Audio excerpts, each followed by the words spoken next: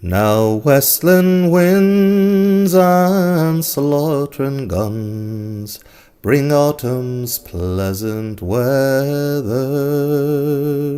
The moorcock springs on whirring wings among the bloomin' heather.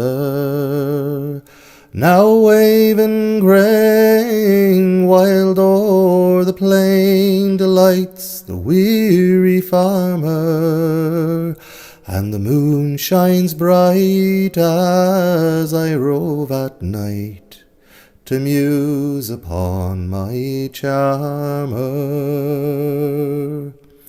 The partridge loves the fruitful fells, the plover loves the mountains, the woodcock haunts the lonely dells, the soaring heron the fountains.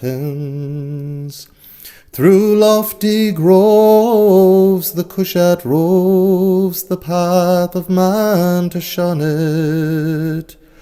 The hazel bush o'erhangs the thrush, the spreading thorn the